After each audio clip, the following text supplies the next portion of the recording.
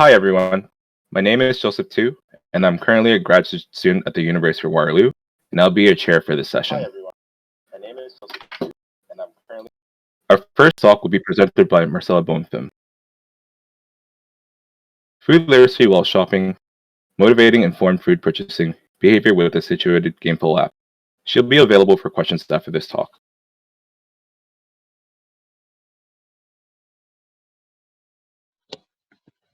Hi everyone, my name is Marcela Bomfim and I'll be presenting our work on behalf of my co-authors.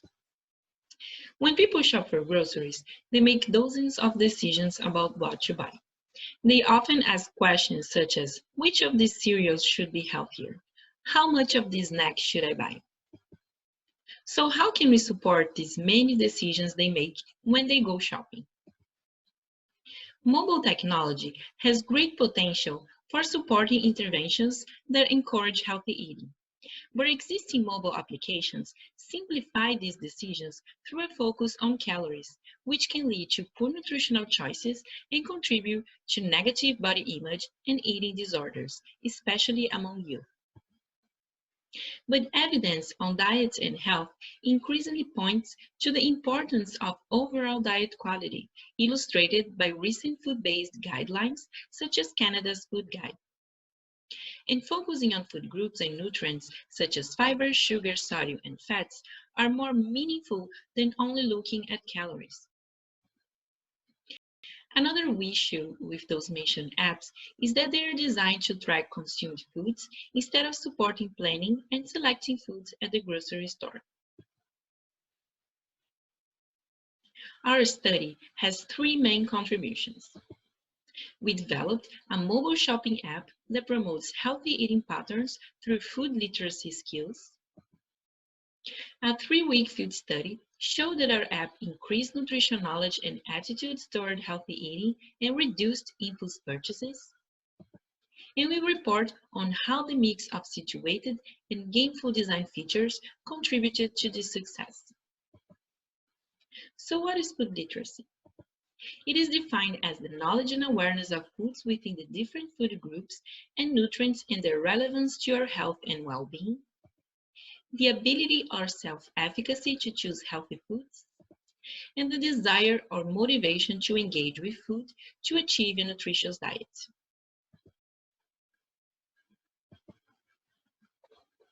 So I present to you Pirate Breeze Grocery Adventure, the Gameful app that we developed to promote healthy eating patterns through food literacy skills. It was designed to be played when planning a grocery list at home and when selecting foods at the grocery store. All with the guide from Bridget, the Corgi Pirate nutritionist. Our app was developed from the perspective of meaningful gamification, incorporating different gameful design elements to motivate young adults to develop food literacy, increase awareness, and improve choices at the grocery store. Examples of gameful design elements that we used were in-store challenges, personalization of nutrients and food groups, meaningful choices through traffic light colors visualization of food components in products, learning content presented by Bridget, and the visualization of progress feedback towards healthy goals. Here is a video of the app in action at the grocery store. When scanning a product, the app shows the product's nutrients, such as fiber, sugar, sodium, and fats, using traffic light colors, which helps players assess the food's value and reflect how that products affect their current challenges. This visual information offers the player the opportunity to learn about the products, think about their decisions, and develop their own understanding of what is healthy. We compared our app to a non-situated, non-gameful nutrition app called My Food Guide, which was developed by Public Health Canada.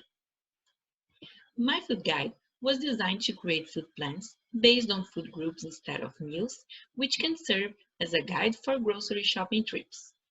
The app organizes food plans along the 4 food groups, and users add foods to a grocery list using a comprehensive set of suggested items. Thus, this app targets much of the same food literacy content as PBGA without placing an emphasis on situated learning, which provided a strong comparison to our app. We conducted a 3-week exploratory field study to understand the strengths and weaknesses of our app's design. 24 participants were recruited from the University of Waterloo, being 11 male and 13 female, with ages between 18 and 31 years old. 16 self-declared as Asian, 4 as Middle Eastern, and 4 as Caucasian, and they all received $30 for their time and commitment. Pre-study interviews were conducted with all participants. During this interview, they were introduced to the study and had some time to familiarize with the app. They filled out a background and demographic questionnaire, as well as a general nutrition knowledge questionnaire and a health belief model survey. The 24 participants were randomly assigned to use either PPGA or My Food Guide for their regular shopping trips. All interactions with PBGA were recorded directly to app logs, and because we did not have access to usage data for My Food Guide, we asked participants to send screenshots of their shopping lists and receipts for the foods that they bought. After 3 weeks, we scheduled post-study interviews, and all participants filled the General Nutrition Knowledge Questionnaire and a Health Belief Model survey, again with the order of questions changed to avoid memorability. And a semi-structured interview was also performed to gather information about participants' experience using the app, focusing on their perceptions of the app and its features. We performed a mixed factorial ANOVA for the nutrition questionnaire and health belief model survey scores. Purchases were categorized by food group, compared between groups using ANOVA.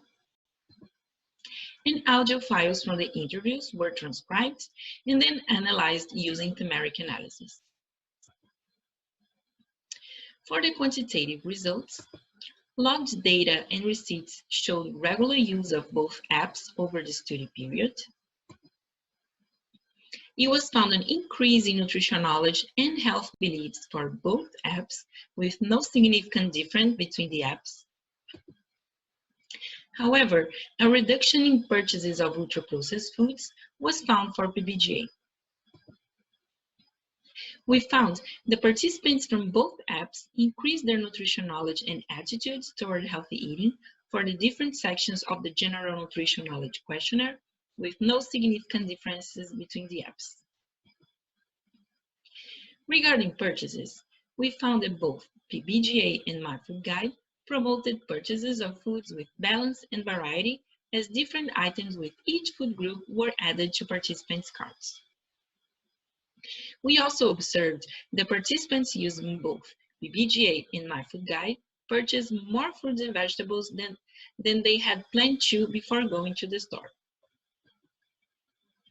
Participants who used our app made fewer impulse purchases, as they added to their shopping carts a lower number of servings of ultra-processed foods than those who used My Food Guide. So although My Food Guide was beneficial to plan healthy, it did not avoid buying much more ultra-processed foods while people were shopping. Our qualitative results demonstrated the potential for apps to develop food literacy beyond the calorie approach. We could find, with the qualitative results, the promotion of balance, variety, and moderation through participants' foods. Participants also reported that our app features helped them to better visualize the nutrients in foods, and that they were motivated in store by gameful design elements like challenges and progress feedback. The shift beyond calories and focusing on food literacy was shown to be very positive with both apps. One participant mentioned they used to count calories and found that it led to unhealthy eating behaviors, which is compatible with the literature. She explained that she had a negative perception of how she looked, so she wanted to keep her daily calories with a certain amount, but she knew that this was a unrealistic goal for her and not healthy, so she stopped looking at this information in food packages. The focus on food groups with both apps helped with balance of food, which is having appropriate amounts of all nutrients among the different food groups. Visualizing the serving needs from each food group were helpful in raising awareness about food groups that needed attention. Like in this quote from a PBJ participant, she said she was encouraged to add more fruits and vegetables to her cart when she saw she was buying less than she needed. The visualization of all products from a specific food group in my food guide provided inspiration and motivation to plan and try foods that were not included regularly, bringing more variety, which is having a wide selection of different foods. For example, this participant didn't know what was quinoa, but because she saw on the app, she researched about it and bought to try. The traffic light colors visualization of nutrition facts in PBJ helped with the concept of moderation, which is avoiding eating in excess. This visualization raised awareness about food's content. This participant, for example, showed surprise when scanning a product. He said he thought cereals to be healthier, but after scanning a certain cereal, the visualization showed that it had a lot of added sugar. Finally, challenges were frequently mentioned by participants as strong motivator while shopping, particularly for moderating purchases of items hiding sodium, fat, and sugar. So how can we support the many decisions people make when they go shopping? Using gameful design and situated learning to develop food literacy skills for more informed food decisions. To finalize my talk, these are the 3 takeaway messages to be taken from our work. Focus on food literacy, planning, and purchasing behaviors instead of calories and consumption. A situated app providing information at the time the decisions are made in a usable format, reduced impulse purchases. And finally, gameful design elements contributed to this success. Challenges were often cited as a motivating feature. So thank you for watching and listening to my talk.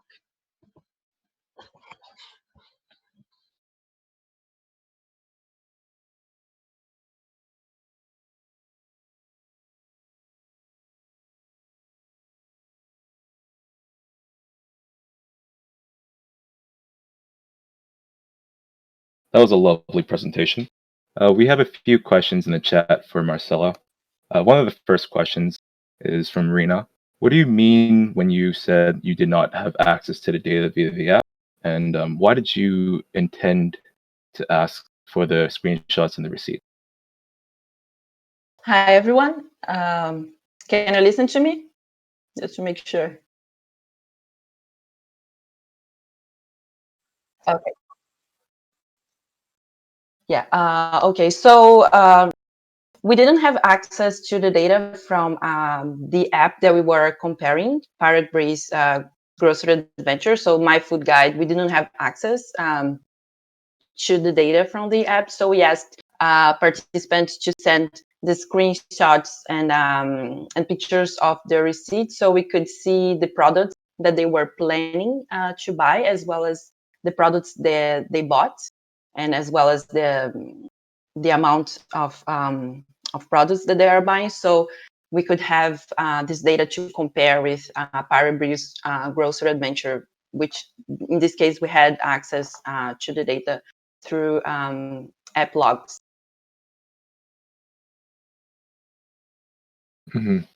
So additional follow-up question from Rina as well too. Did you also look into the pre-app purchases or post-app purchases as well? Yeah, so we didn't look for pre-app purchases. We had questionnaire, background questionnaires asking them what were their habits when they were grocery shopping, what were important to them, if healthy eating was something important to them, for example. And but we only compared data from the study, so planning for both groups and what both groups bought in the end. So from the planning, we could see that there was no significant difference between the app for healthy eating, for example. So fruits and vegetables, plants did not differ between the apps. So we could see that both groups did not have different intentions for healthy eating. I think we're just going to wait a few minutes for any additional questions, but I have one from myself as well too. What would be your idea for future studies, or if you have any plans to extend this research? So we had a lot of insights from this study, and some of them we also included in the paper. So one very important thing that we noticed during the study was to the budgetary constraints that many students and young adults they face.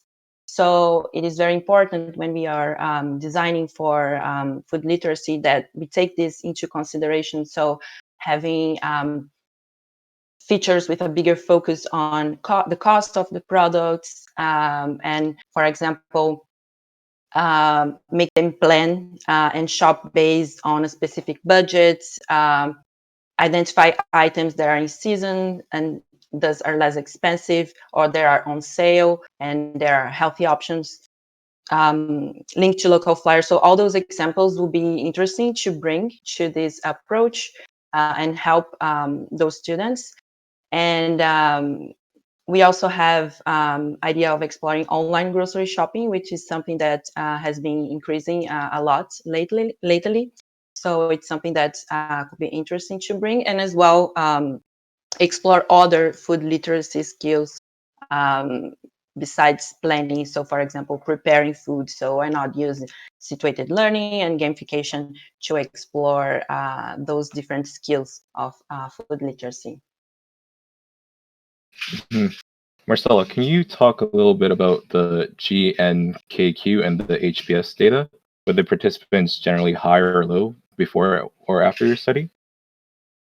Yeah, so the general nutrition knowledge questionnaire and the health belief model survey data, there was an increase in both scores for both apps. So we could see that the app focusing on food literacy, they helped participants in general to increase their knowledge, and they're willing to select and eat healthier data. There was no significant difference between the apps for the general knowledge and the health belief model survey. So we could see that both apps worked well in making them increase these scores. But when you separated the general nutrition knowledge questionnaire, they have different sections. So for example, diet and disease management was one section from the general nutrition knowledge questionnaire, that there was a significant increase in PBGA. So that might be because of the focus on of the app that has Bridget to come with different content about the nutrients, and we could scan products and see products that are high in sugar, high in salt. So this could have been why this there was this increase in this particular section from the general nutrition knowledge questionnaire. Okay, so I don't see any more questions in the chat. Thank you for your talk. It's very insightful. Do you have any last comments or remarks? Yeah, thank you very much. And well, I mean, I'm just very excited with this work. And if anyone have more questions and would like to reach out to me, my email is in the and the paper. So yeah, I'm happy to talk about this study and answer any questions if you want. Thank you.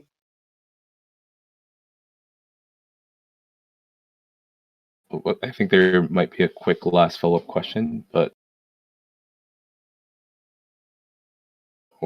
I think we're just going to proceed to our second talk. So our second talk will be presented by Rina Wehbe, Personal Space in Play, Physical and Digital Boundaries in Large Displays, Cooperative and Competitive Games. Well, aloha, Kaitastic people. My name is Rina Wehbe, and thank you for joining me on the beautiful beaches of Hawaii. Hello everyone, my name is Rina Wehbe, and I'm here to present Personal Space in Play. This work is done in collaboration with Terrence Dixon, Anastasia Cumino, my former supervisor Leonard Naka, and my current supervisor Edward Lang. This work contributes an understanding of how to design for these multi-user, large, co-located touchscreen displays. It looks at physical and digital territoriality and how it affects human behavior based on our social constructs. As these displays got larger and larger and started to accommodate more people, there became a need for us to allow for distant reaching interactions. But extended arm metaphors, just like the one showed here by Doucette 2013, did not solve all of the problems that came with sharing a large display. This was clearly demonstrated in Peltonen et al.'s 2008 paper, It's Mine, Don't Touch, where a participant in the study reacted to another participant reaching for what they considered their digital object. Further research explores the combination of reaching tools and social constructs to better understand user behavior. The positioning of people in lineups, body language, body posture, has shown to demonstrate communication of acceptable boundaries in work by Azad et al. 2012. Work by Wallace shows that violations of zones, even entrance into the intimate zones, can be permitted in the contents of a shared task. However, the tasks used in these studies are generally media sorting or visual photo placement activities. But as games researchers, we may think of acceptable behavior that's permitted just because it's a game. As a result, the research question becomes, do these findings of territoriality from these media sorting tasks apply in game situations? And do the game's social collaborative environment change player behavior? So looking at the first question, do the findings of territoriality for media sorting and urban informatics tasks apply in game situations? To understand whether territoriality applied to games, we created our own game for the study.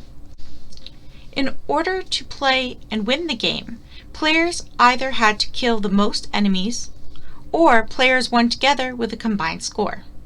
This game is based loosely on the Space Invaders trope. In the game, players must use weapons to protect Earth from enemy invasion. The game was designed so that equal enemies came from either side of the display.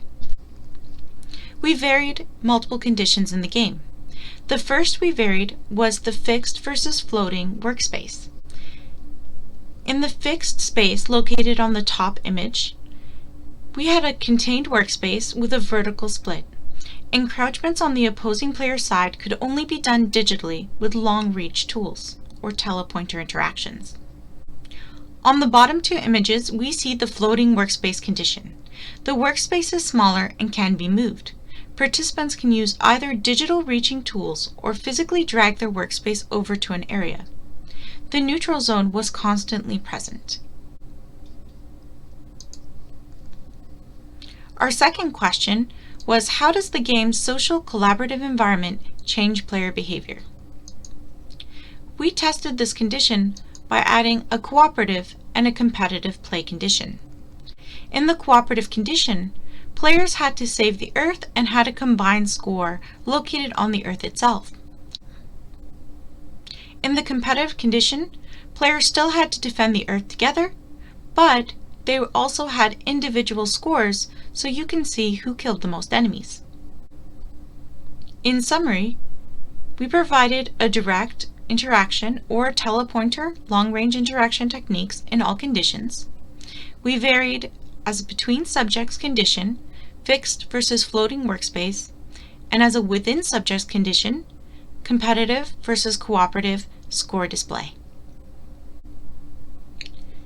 We collected data on the physical distance between players, their touch points on the display, their direct versus extended tool use, and which targets they chose to actually hit.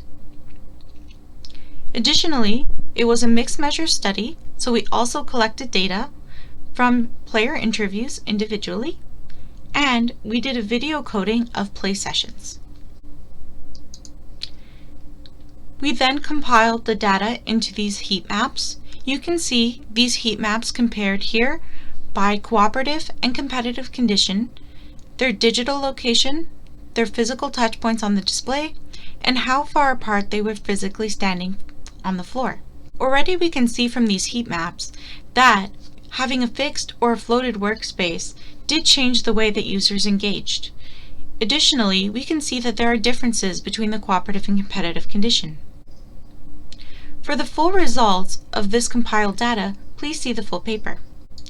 When we spoke to users, we found out that they felt that physical interaction on the other person's side, moving your workspace over, was actually considered physically disruptive. Digital reaching is considered less disruptive.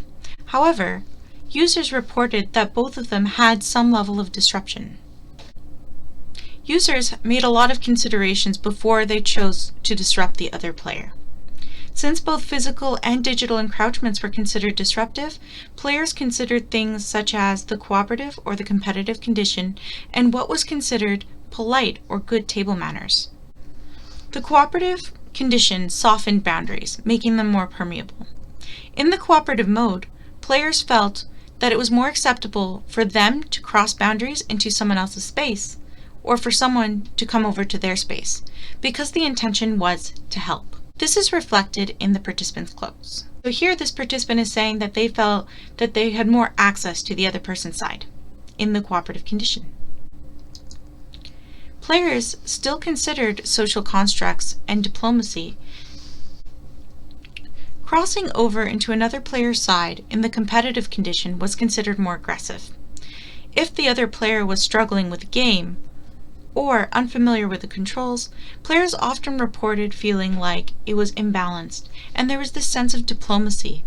If your opponent is not able to compete and it's not a fair competition, players were less likely to engage in competition. In the quote here, we see the player discussing how they would assess based on the individual that they were playing with.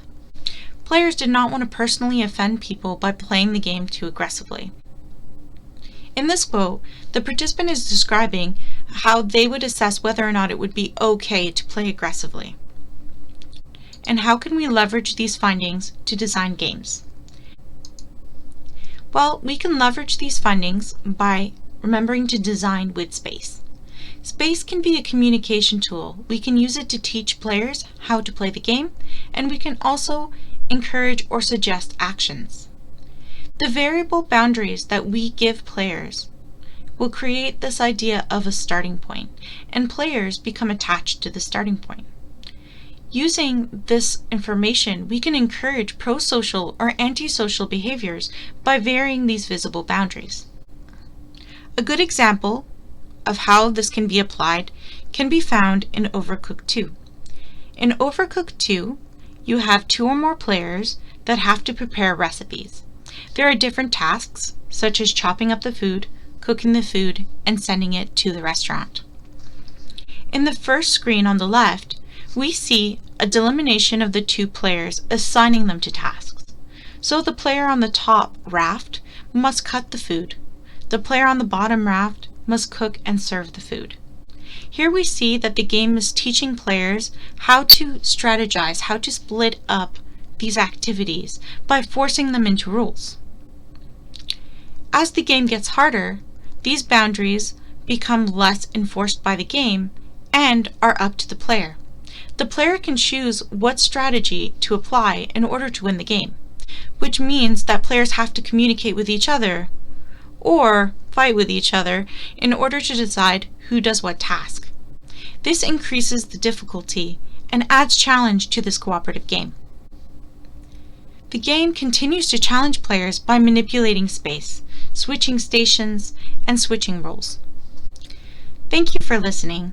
You've just heard Personal Space and Play, Physical and Digital Boundaries and Large Display Cooperative Games. My name is Rina Wehbe. If you have any questions, please feel free to reach out by email or Twitter, or even visit my website. For more information, please see the full paper.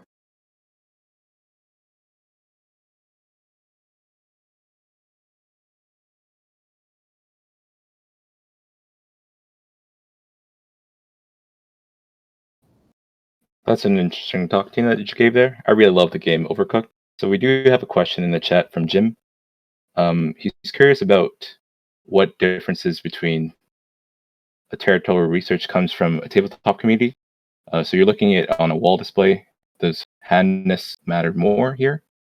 For example, one person in the game is using a left hand versus the other person using a right hand to access the middle controls. So a lot of the research that we cited in the literature review does come from the territoriality studies.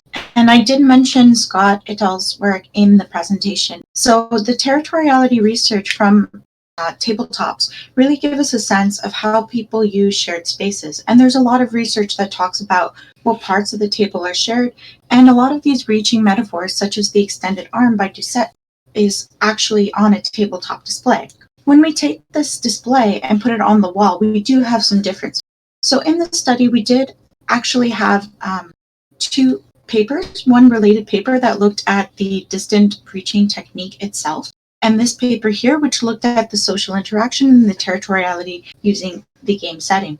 So in the twin paper, we actually looked at handedness, and we looked at, controlling how people actually, we looked at handedness, and we actually looked at the arm length as well. So if you read that paper led by Terrence Dixon, it actually looks at that sort of aspect of whether or not those controls were used and solicited by the players in their study.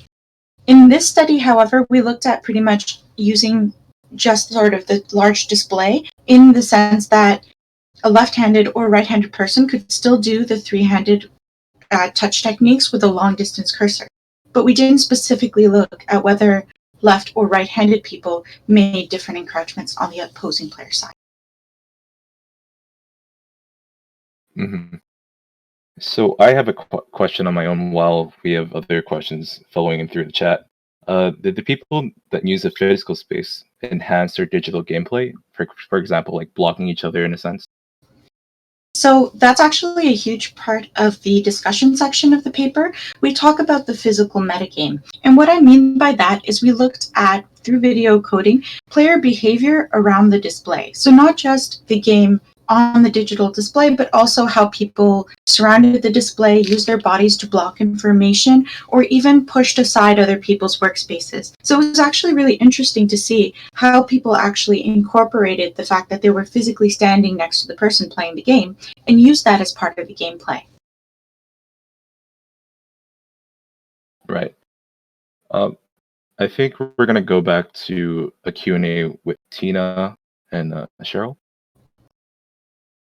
If there's no other questions for Rina, or we're just going to wait a minute or two for the chat to populate.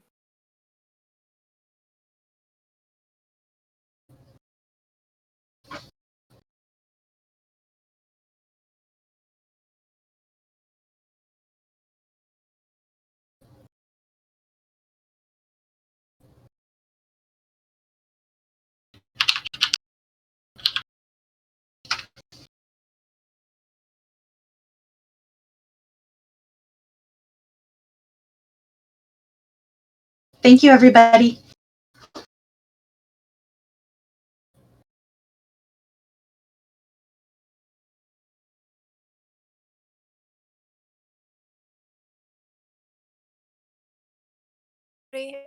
So this is Cheryl from the Mentorship and Work session. We now have Tina on the line to answer any questions you may have on her paper, which was on learning. So hey, Tina, thank you for being so flexible and joining us now. Thank you for having me at this time. Sorry about earlier. Yeah, no worries. Okay. So we had a question from Fraser who was wondering if there's a way to anonymize part of the process so that you don't get the effect of seniors dominating the discussion.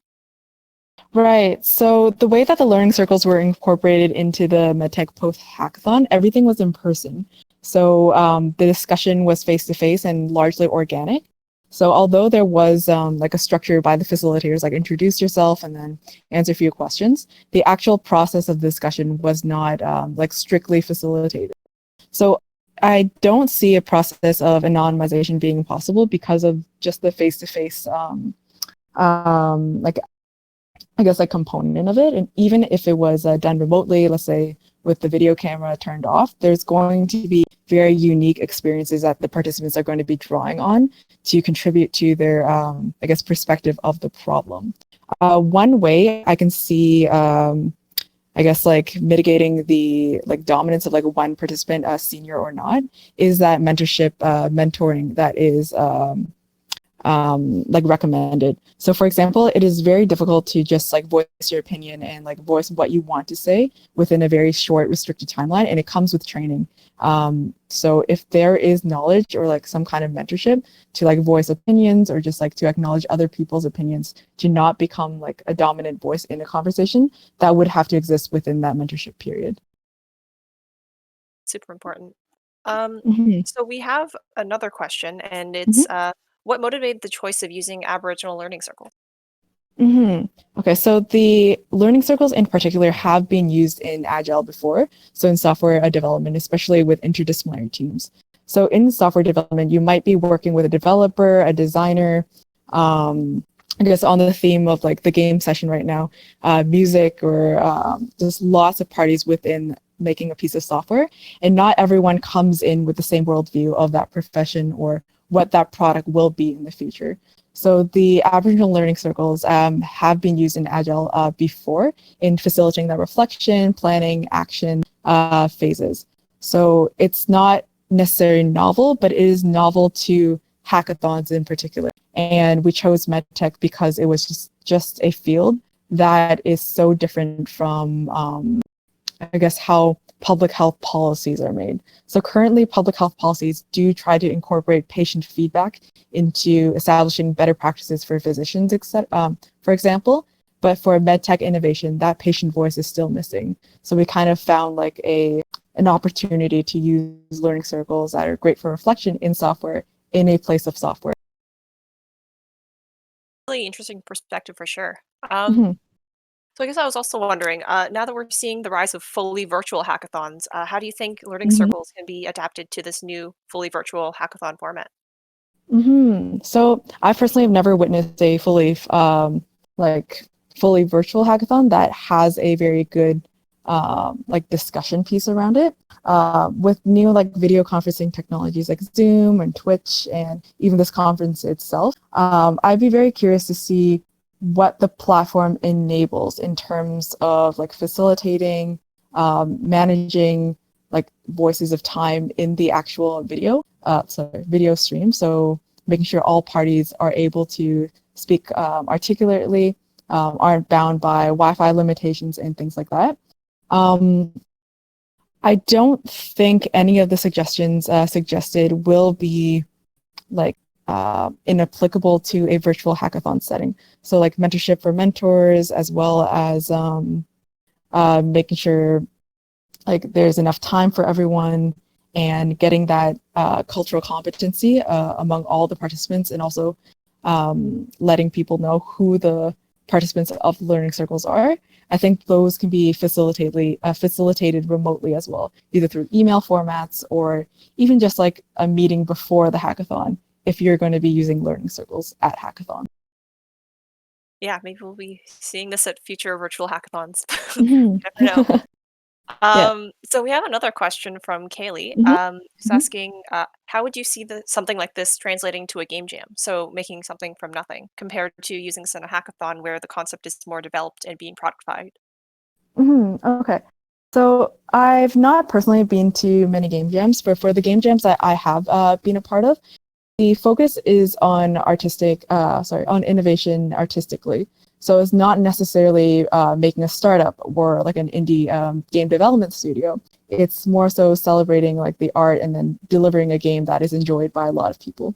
So learning circles in the context of the MedTech Hackathons case study was like a chance for hackers to validate their business model. So you had patients coming in, physicians coming in, like more veteran entrepreneurs coming in and being able to say, okay, your idea is really great, but I think this is how we can make it better.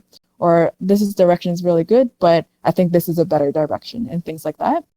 In the context of a game jam, if it's solely focusing on the, I guess, like game creation piece, if you invite persons like from the game industry and established indie developers who were successful in, I don't know, launching a product or receiving funding for a product, I think they can say to participants of a game jam or jammers,